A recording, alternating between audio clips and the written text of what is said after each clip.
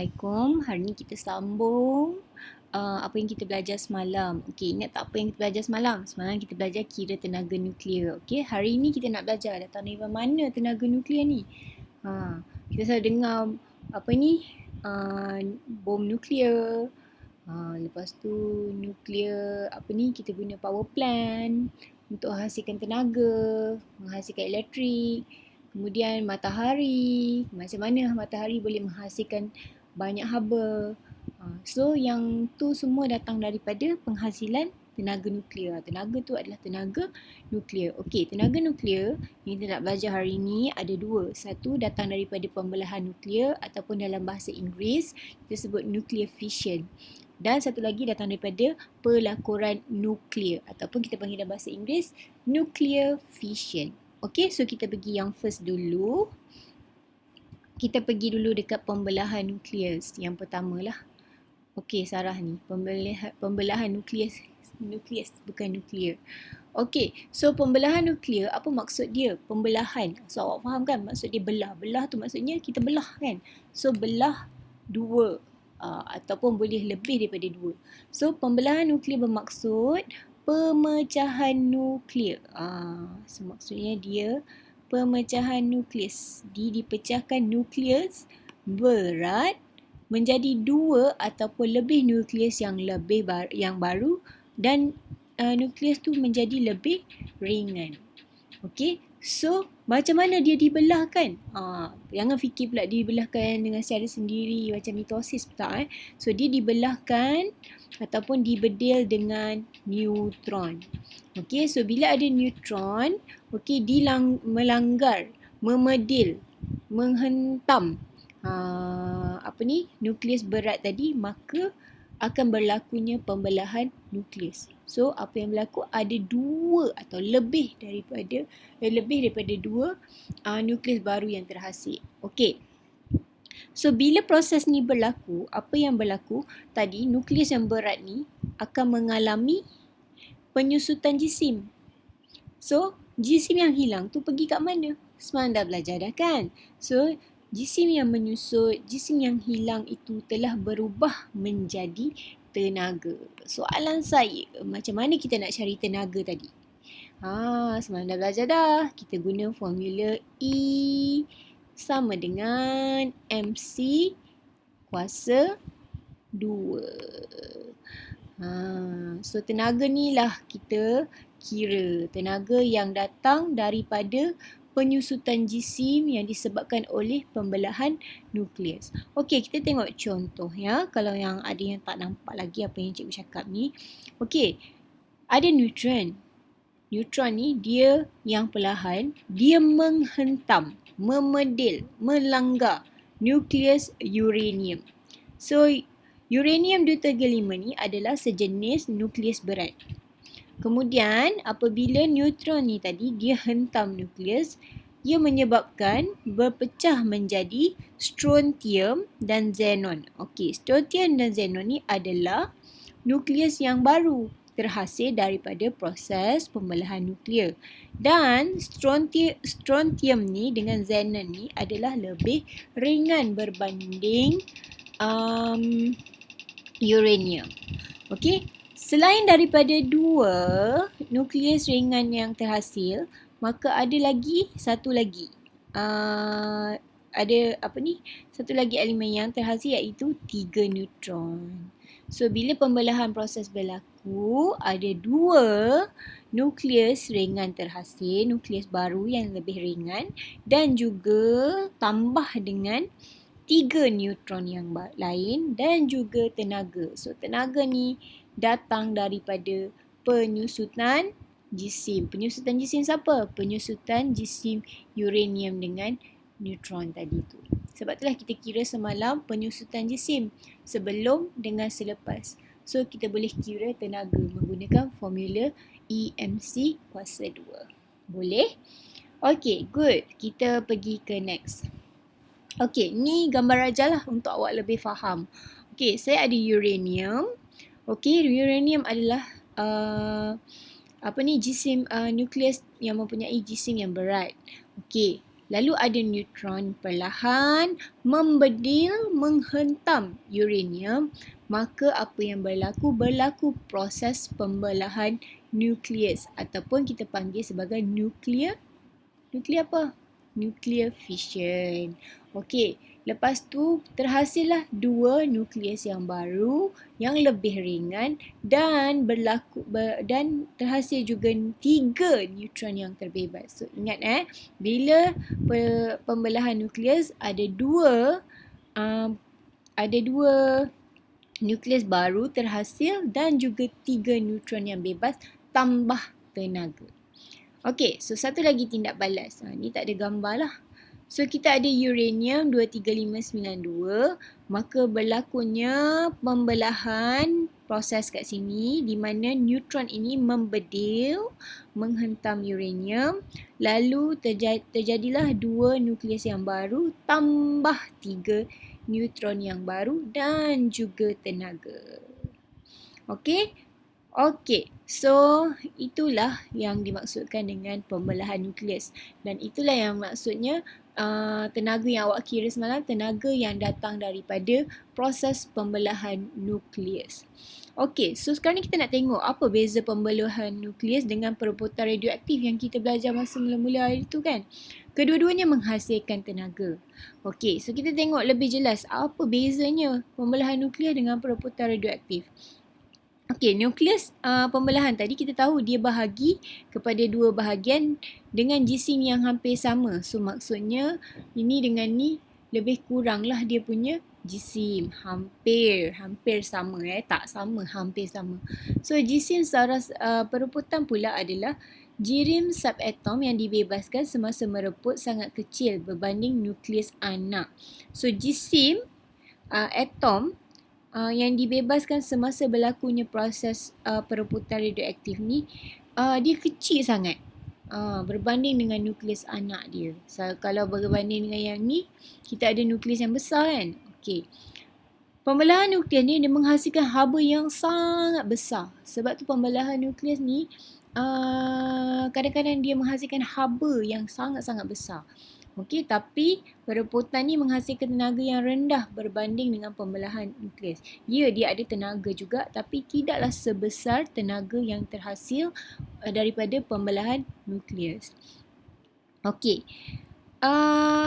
Pembelahan nukleus pula ada neutron lain yang dipancarkan dalam proses. So, neutron nampak terbebas. Tapi yang kita belajar masa perebutan radioaktif, tiada neutron yang dihasilkan. Yang kita tahu adanya alpha, beta dengan gamma. Okay. Alright. So,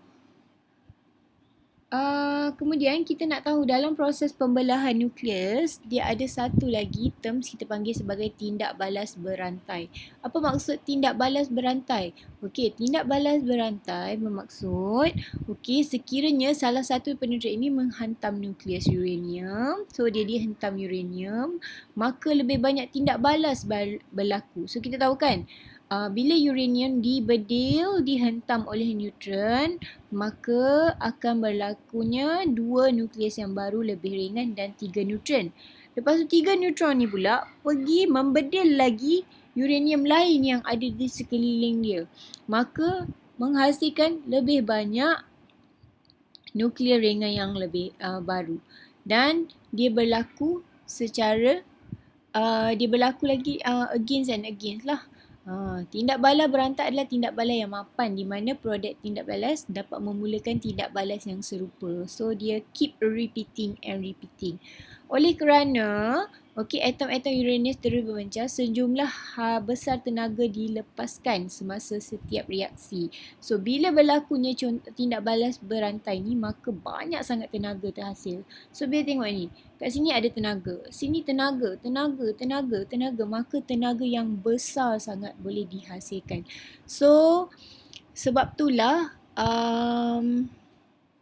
haba yang dibebaskan ni kita digunakan dalam nuclear power plant yang mana menghasilkan tenaga elektrik yang ada dekat Jepun. Okay. So tindak balas berantai terkawal sentiasa terkawal lah kat dalam stesen janakuasa nuklear. Kalau tak terkawal maka boleh menyebabkan letupan dekat stesen janakuasa nuklear. Tapi kalau tindak balas berantai tidak terkawal, okey, digunakan dalam bom nuklear. So dia sentiasa menghasilkan tenaga yang besar. Kenapa? Tidak boleh dikawal dengan baik. Okey, tapi ada syarat lah bila nak berlakunya tindak balas berantai ni. Okey, untuk tindak balas berantai berlaku, okey, jisim uranium ni mestilah sampai pada satu nilai jisim yang kita panggil sebagai jisim genting. Sebelum ni kita belajar dah perkataan genting kan, maksudnya dia half-half lah, maksudnya dia bukan half-half, dia dah sampai dia punya border. So bila sampai kat jisim genting, maka barulah boleh berlakunya tindak balas berantai. So kalau orang yang menghasilkan stesen janda kawasan nuklear ni, dia boleh kawal dengan cara dia mengawal jisim genting uranium ni. Okay? Okay, so let's proceed. Okay, so tadi kita dah belajar kan ada dua jenis penghasilan tenaga nuklear. Yang pertama tadi apa? Pembelahan nukleus. So sekarang ni kita belajar pula apa maksud pelakuran nukleus. So pelakuran nukleus ni dia berbeza dengan pembelahan nukleus. Okey, pelakuran nukleus ni dia tak membelah. Dia melakur. Apa maksud melakur? Ni dua nukleid ringan bersatu. So tadi tu terbelah, yang ini dia bersatu. Dia bersatu menjadi satu nukleus yang lebih berat. Tadi satu jisim nukleus yang berat dibelah menjadi dua nukleus yang ringan. Yang ni pula dua nukleid ringan bersatu menghasilkan nukleus yang lebih ringan. Dan dalam proses ini menghasilkan kuantiti tenaga yang besar juga, sama macam pembelahan nukleus. Okey, contohnya ni. Dua nukleus hidrogen 2 bergerak dengan kelajuan yang sangat tinggi. So kita ada dua hidrogen ni, maka dia bergabung bersama dengan menghasilkan nukleus yang lebih berat. Okey, so sejumlah haba yang besar dihasilkan. So pelakuran nuklear dipercayai berlaku di permukaan matahari. So proses pelakuran ni berlaku di matahari. So matahari kan ada tenaga haba yang besar kan. So itu datang daripada proses pelakuran nukleus, di mana ada dua nukleid ataupun nukleid ringan, dia berlanggar dengan laju yang tinggi dan dia berlanggar lalu bergabung bersatu menjadi nukleus yang berat dan menghasilkan tenaga. So kita tengok ni gambar ni. So kita ada nukleus deuterium. Nukleus deuterium bergerak dengan laju yang besar lalu bersatu. Bila bersatu menghasilkan nukleus helium. So nukleus helium ni menghasilkan satu neutron lain dan hasil daripada proses ini berlakulah tenaga kat sini. Okey, so tenaga ni boleh dikira dengan formula apa? Semalam ingat E sama dengan MC kuasa 2. Okey,